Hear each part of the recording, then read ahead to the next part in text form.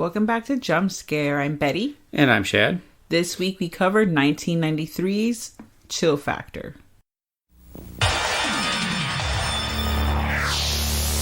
Coming soon from AIP Home Video.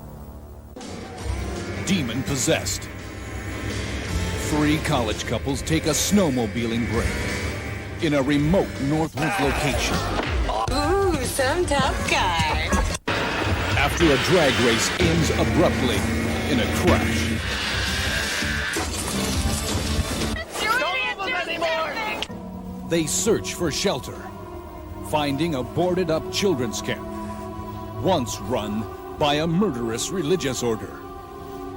Keep the beast in the field.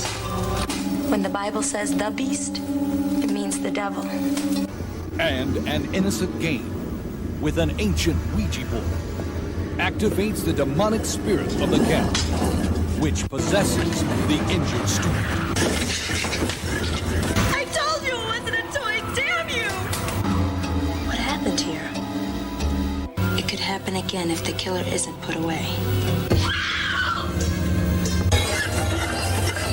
One by one, the students succumb to the demon's fiendishly original mayhem.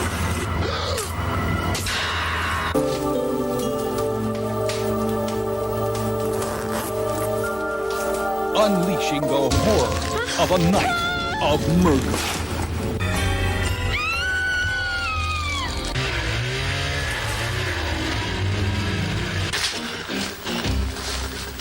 Please, no! It's going to be a cold day in hell.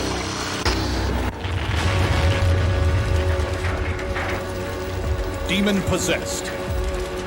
Coming soon from AIP Home Video. I'm sorry, The Chill Factor. Not Chill Factor, the film that came out with Cuba Gooding Jr. and Skeet Ulrich. Not that film. Yeah. The Chill Factor. I love when they have the same name and they have to add like that substance. A Chill Factor or something like that. Yeah, terrible. This was an Arrow release. Of course, they, bring these fucking crazy movies back from the dead. They should have just left this one buried, but at the same time, not buried, because then I would have never seen one of the most illogical, craziest fucking movies I've ever seen. Like, this movie is just, there's so many different things that insane things that occur. Well, let's just start off with your favorite part of it. The part that the movie was actually filmed in 1989. It just didn't get released until 93. But this is one of the rare horror movies with a narrator. And the narrator is narrating it from the far-flung future of 2019. So the narration is coming from the future. So she's already, and they make mention, the year 2000 was just around the corner. It was 11 years away. That's not just around the corner. Yeah, it was narrated by Valley/Premonition Girl. The Final Girl. Also Final Girl. She has many. She's the Valley/Premonition Final Girl, Jenny. And she's the one that informs the people that the camp is a dark place now. And that she also reveals that her mother used to be a fortune teller. Wow. Like, if that doesn't just fucking sum up the whole movie for you, it just tells you a taste of what's to come.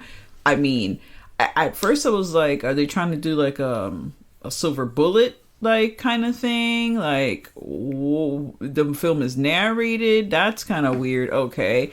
But then there's illogical time jumps and it's already fucked. And then also I have to say, how dare they? Okay. How dare they do this? So these group of friends are snowmobiling, right? One of them gets into a terrible accident and they just happen to just stumble across a camp, a summer camp. Now, obviously, this is set during the winter, but a Dominican, this is the issue that I have, a Dominican camp on Blackfriar Lake, okay?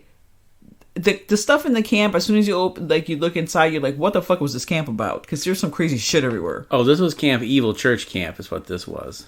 Yeah. Oh, because they were Dominican. How dare they? Like, what? No, I'm talking about the upside down crosses that were all over the walls. That seemed to be going to give away to me that there was something not right at this camp. No, what made it right now for me was that I was like, first of all, what? Out of all, like, why is there like a weird, like, Hispanic camp in the middle of, like, Wisconsin? What the hell is going on?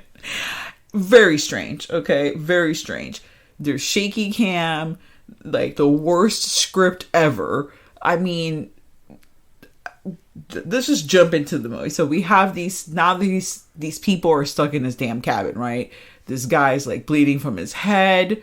It's, craziness ensues. Which I love how, like, he crashes in and goes flying off the snowmobile into the tree, and then they're all like, "Oh, should we move him? Should we just leave him here? Well, we can't leave him here. He'll die. Well, let's pick him up and carry him into the camp. He probably won't get any internal injuries." Okay, yeah, sure, why not? Yeah, let's move him to the abandoned church camp. He's probably safe there. Yeah, he's gonna be fine. We're just gonna, put a little towel on it, and he's gonna get over, being in a coma. It's good. Yeah, he had a pretty massive head wound from what I remember, and some massive, broken leg, broken hand. That he was thoroughly fucked. He was not going to live through this. No, this is okay, Jimmy can't walk now. He is mad paralyzed and in a coma. This is when you the crash, he's into the freaking tree. It was not good. It was not good at all. There was no way he was coming back from that. Which later on in the film, when he does come back from that, people are now like, that's weird. That's kind of weird. It's not unusual that your hand, that there were bones sticking out of it previously, has all completely healed. That's fine. I'm sure he put some Neosporin on that shit and it just cleared that shit right up. And then after you put the Neosporin on that and it clears it up, then it's you know what makes me really fucking horny is to see that you no longer have bones sticking out of your hand, and now I'm just gonna fuck the shit out of you because you've survived and you're awake now. Remember there was a whole... Yep.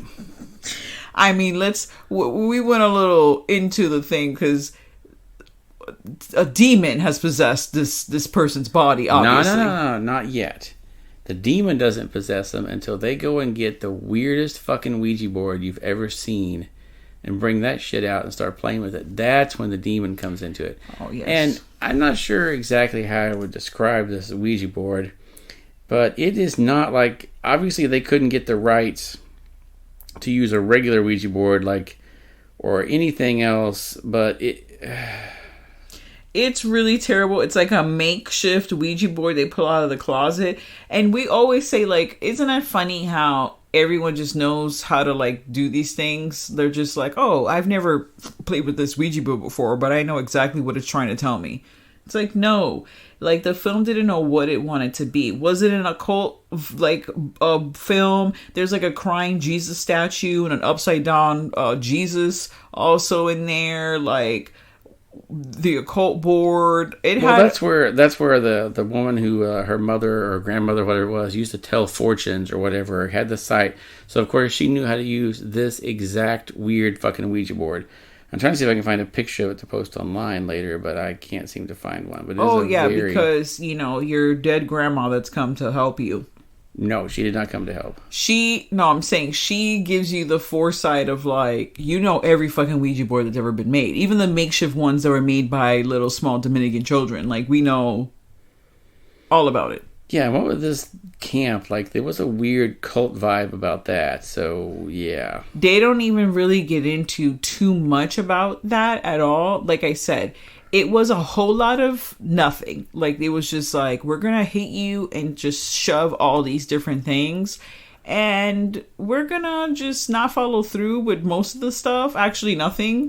Besides the fact that now a demon has possessed someone's body and that demon is going to do some crazy things. I feel like the demon that possessed the guy's body was just really horny and decided he was just going to, kill the women and then make them come back alive so then he can have sex with them and then have sex with the ones that were alive and then kill them afterwards. It was just very strange. Yeah, we have got an interesting face of his sex face in this. We've got an interesting picture of that. It's I would think this guy's sex face would tip you off right away that something was wrong. Yeah, because spoiler alert, the girl that he's having sex with doesn't, or his girlfriend doesn't really know that that's not her boyfriend. She doesn't feel, maybe it feels different this time. His facial expressions are different. The weird languages that he's spewing out, that's not weird at all to her. Oh yeah, here it is. I found a picture of the Ouija board. This thing is like a giant, it's like the Ouija wheel. It's like a big round board with like a spinning thing in the middle of it that goes, it looks like a crazed spin the bottle game where you're going to spin around to different letters and this kind of thing. So this is unlike any other Ouija board I've seen in a movie. I'll give them that. They at least did something original with that. Yeah, I mean, they had to. It was the only interesting thing besides all the weird sex scenes with the demon. Besides that. Also, the cover to this film, we've covered other films. I think that Trapped movie, which did it, you just told me. It was also an Arrow release too. And, another Arrow release where the front cover of the VHS, is completely has nothing to do with the movie. It has different actresses in it on the cover and everything, because everyone from that movie had quit acting, so they just got a couple of different random women to be on the cover of the movie. Yeah, we normally would tell you who was in the movie, but none of these people went on to do anything, so there was no point. They were just all like first time. Now, I have to say that the film also is known as Demon Possessed, and the VHS cover for that, it looks like one of those like soft porn, like core porn films. What were they called? Witchcraft. Yes, Witchcraft. Now, the girlfriend, she's wearing like a bustier, like black bustier with the high 80s panties and also leather boots. And her hands are up around the flaming pentagram that's literally encompassed the whole like front of this cover. And she has like a little side hip pose. Above her tagline, "The fires of hell just got hotter." What? Like, that has nothing to do with the movie. I love that when they do that shit. It looks so insane. Like, the cover is just like, no. If I would have seen this is not a movie I would have been like, I need to see this movie. Well, as a horror movie anyways, not softcore porn, which I feel like that's just what... They were like, you know what, we can't really do porn, so what we're gonna do is we're just gonna throw these people in this like how weird cabin thing, and then someone's gonna get possessed, and then that like possessed person's gonna have like sex with multiple women, and we're gonna just revolve the whole story around that. That's what's happening, so then we can have our cake and eat it too. And that's exactly what they did. Like I said, this is definitely a fun watch. Drinking, like just get the alcohol out. One of my favorite parts of this is when the one guy decides to go for help on the snowmobile, and somehow, I can't even remember how now, somehow he catches on fire. I think the demon like did something, threw gasoline on him, gasoline foam for a tree. Something insane happened, but the demon was the one, because he didn't want him to go. The demon really, he killed the people, and like it was mostly women. I mean, I feel like there was like 3 girls and 3 guys, or 4 girls and 3 guys. I feel like there was way more girls than were guys, because they killed the guys off like real fast, because you can't have like the other guys around if you're just trying to have sex with the girls. Like, come on, this competition, we gotta kill them. And also try to like not have anyone leave. Then there was like a whole incestuous thing going on, because there was a brother and sister. But then when he becomes possessed, this is a Wonder Woman situation. When he becomes possessed, he decides, I'm gonna have sex with this girl who really is a sister, but now he's possessed in a demon. So now, you know what I mean? So yeah, it's fine like, now. It's very weird. It was a very weird... And there's some interesting kills in it, other than the guy in the middle of the snow that catches on fire and burns to death. Of course, you had to have the classic on the cover that they eventually used. You've got the old icicle through the eyeball. Yeah. Because every icicle out there is tough enough to pierce a motorcycle helmet and go into your eye and kill you. Yeah, it's winter horror. Like, I wanted this film to be a champion, like a lost gem, for winter horror, but it wasn't. I mean, like I said, it's just really fun and insane to watch because you're just like, what is this movie? Like, where are you going? Why did you even, who the hell was sitting around was like, this is what movie I'm going to write down on paper. I'm going to make this. Yeah, and the acting, like I said, these are all first-time actors, so I can definitely see why none of them ever really made anything else, because they're not good. Yeah, and then the guy, like, how was he involved? He went off to produce the first 2 Hellraiser movies? Yeah, he produced, the writer-director of this produced, or was the executive producer of the first 2 Hellraiser movies. So he needed to just stick with that. Just stick with being executive producer, guy. You're doing a good job of that, obviously. Yeah, the spirit board, like, that they pull out of the fucking closet. My first thought was, like, did they buy this on eBay? Like, what the hell is a spirit board? Because let me tell you, there's all kinds of spirit boards out there. All kinds. But this one, when you look at it, like you did mention, it is pretty fucking unique. And it's just, why would you have someone narrate? And it's like, she sounds like it's like a tired ass, like, Adrienne Barbeau is like narrating this. Like, she sounds so tired. Like, it was the winter of 2000. Like, what, like, oh, the winter of 1989, but we're set in the year 2019 and 2000. It was all over the place. And she's narrating the film because no one can push the film along because it's so fucking insane and ridiculous. Like, she's pointing in the direction, like, trying to tell the story of what occurred to her. And like I said, this is the part of the film that fucking gets me, okay? The girl, Jeannie, right? She goes and has sex with her demon boyfriend, right? And he fucking scratches her and does all kinds of shit to her. And then she finds out that he's not himself, right? That he's a demon.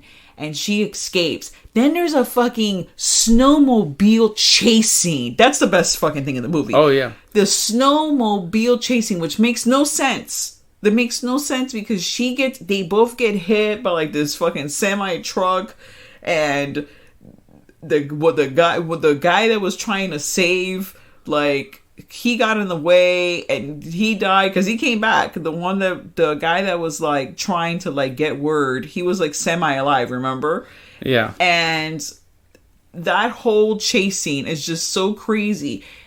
And then the movie just ends like she survived this. Like, she survived this whole thing, and, like, her friends, they're all dead, and she's the only survivor of this, like, Dominican evil summer camp, because it's open during the summer, but summer camp hell.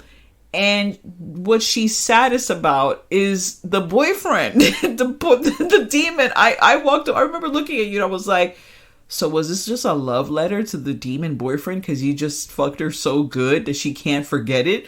Because she's reminiscing 30 fucking years later? Like, what is happening? I kept waiting for him to pull up the thing of, and we had his kid. I had his kid. His kid turned out to be evil and blah, blah, blah, but they never went there. No, they did not. The guy on fire, I remember what you're talking about now. I had getting confused with something else on that. I mixed it up in my mind. I was thinking the guy caught on fire was the one that went to help. But he's the one that just, I think he got the icicle in the eye or something. He got fucked up in some way. I can't remember. Look, man, I don't even... Oh, no, that's what he hit the wire, the barbed wire. Yes. He hit the barbed wire that was sticking out of the ground and he didn't see, and it got him. That was it. Because we had that. We had the guy get the icicle in the eye. And then we had the one who got killed in the freezer because the ceiling fan lowered down really low and cut her to pieces. Yes. Because every freezer has a ceiling fan in it. You gotta keep the shit cold. But I love the fact that in these movies with random shit, like, okay, it's the fan blades of a ceiling fan. They don't normally sharpen those to razor sharp levels. Spoiler alert, they don't sharpen those at all. Even if the fan's metal, the edges of them are not that sharp that they're going to turn you into a fucking mincemeat pie in there in the freezer, Then you know, every movie will have a score, you know, or soundtrack. And, you know, when they were thinking, you know what is the song that we're going to have at the end of this film? Let's do an instrumental version of Three Blind Mice. Like, what? What the fuck? Why? It doesn't even have anything to do with the movie. Like, I would understand if, like, someone maybe went blind, or maybe you were too blind to see what was really going on. Maybe you just, because at the end of the movie you just want to poke your fucking eyes out and make yourself blind. It must be, because this one was just all over the fucking place, I'm telling you. Like I said, stinking drunk. Okay, you're just watching it with a friend and you're both blasted out of your mind, just laughing the fuck up because this movie is fucking hilarious. You know, I give it 1/2. I give it half a knife. Yeah, I'm going to give it, let's see, what shall I give this movie? Nothing. I give this movie nothing. Damn, you started the year with giving it nothing. Yeah, you know what? I take it nothing back. for me. I'm going to give it 1 star because it is hilarious. 1 knife. I'm so sorry. 1 knife. It doesn't matter. Look, we could be doing this podcast for 25 years and I've been so like conditioned to say stars because, you know, back in the day they would do like, and even now I think maybe like Amazon has like, oh, you like do stars. Knives. I give it 1 knife for the sex scenes and the kills, and that's it. Now, I can't say this movie actually had any jump scares in it because everything in this movie was so telegraphed way far in advance that they didn't even do the old cat jumping in or do any of that kind of stuff. It was just a very slow, like, oh, I'm going to turn the fan on in the freezer now. I sure hope you don't get chopped to pieces by it. Okay. It was bad. The jump scare would be when the guy got with his barbed wire. Like, That's about it. That's it. And that wasn't really much of a jump scare because you saw that shit coming. No jump scares in this one. That's it. We have to redo our whole name of a podcast because this one had 0 jump scares. Maybe like the demon popping up and popping into the girl's vagina was a jump scare. I don't know. There was nothing in here that would even remotely qualify to me. Demon penis? I mean, I don't know. That doesn't sound like a good thing. It didn't work well for the lady in the entity. Technically, that was a ghost, but still, it's just like I equate it to the same thing. Well, thank you so much for joining us for the review on The Chill Factor. I just want to make sure it's the chill. Don't go looking for Chill Factor. The Chill Factor. Stay tuned to the horror.